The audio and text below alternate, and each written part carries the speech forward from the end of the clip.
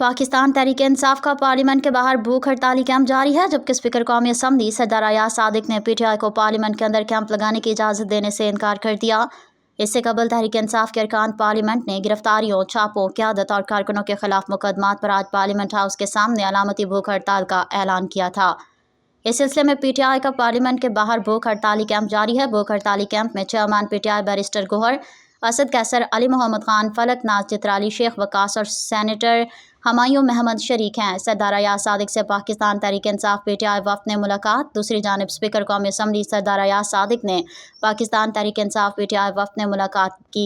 Speaker कौमी assembly Ayaz Sadiq ने PTI को पार्लियामेंट के अंदर कैंप लगाने की इजाज़त देने से इनकार कर दिया।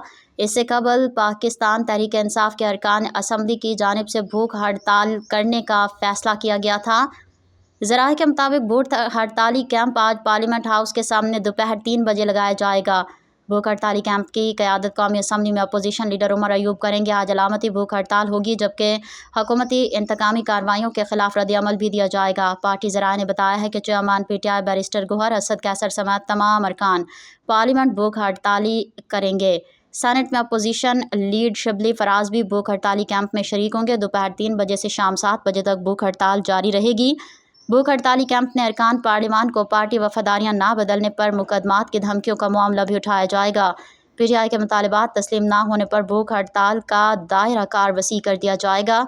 ज़राए के मुताबिक अरकान असम्बली बाने PTI इमरान खान समेत गिरफ्तार कारकुनान की रिहाई का मुतालबा करेंगे। याद रहे कि बाने PTI इमरान खान खुद भी भूख हड़ताल करने का अंदिया दे चुके हैं।